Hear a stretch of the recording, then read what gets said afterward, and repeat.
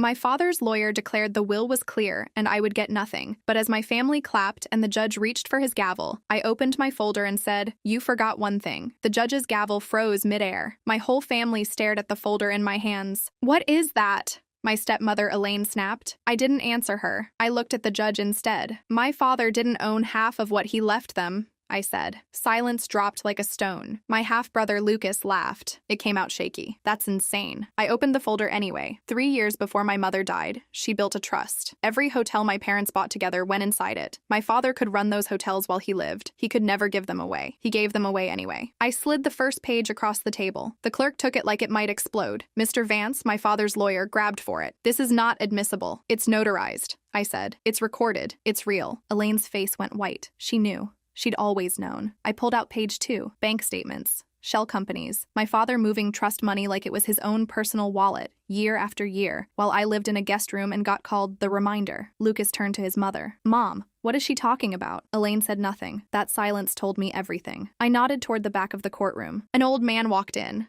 slow, leaning on a cane, holding a leather binder, like it weighed more than he did. Elaine gasped. She recognized him instantly. "Your Honor," he said, "my name is Samuel Price. I was my mother's, her family's, trust attorney. I was asked here today because Ms. Whitman found the original binder in her mother's safe deposit box." Lucas shot up out of his seat. "This is a setup. She's just mad Dad cut her out." Samuel set the binder down without even looking at him. "Her father didn't cut her out of anything that was ever his to give," he said. The judge opened the binder himself this time. He read one page, then another. Then his eyes lifted, not toward me, toward Elaine. "Mrs. Whitman," he said, slow and cold, "why is your signature on a document acknowledging this trust?" The color drained completely out of her face. Lucas turned to stare at his own mother like he'd never seen her before. "Mom," he said again, quieter this time. "Why is your name on that?" Elaine's mouth opened. Nothing came out. Samuel answered for her. "Because she signed this 2 weeks before quietly moving trust property into her son's name." The courtroom exploded into noise. Lucas spun toward Elaine. "You told me Dad left the mountain house to me. He was going to," Elaine whispered. "Intent," the judge said, "does not override ownership." Mr. Vance stood up so fast his chair scraped the floor. "Your Honor, I request a recess." "Denied," the judge said. He was still holding the binder. I watched my stepmother's hands start to shake. I watched my brother realize in real time, in front of everyone, that his whole inheritance was built on his mother's signature, a signature that could put her in front of a fraud investigator by Friday. I hadn't even opened the second folder yet, the one with the emails. The one where Elaine wrote, in her own words, to the family accountant, "Keep the daughter uninformed until probate closes." I looked at the judge. "Your Honor," I said, "there's more." Elaine's lawyer looked like he was about to be sick. I reached for the second folder, and that's when the courtroom doors opened again, and a woman none of us expected walked in. Full story on channel, link below.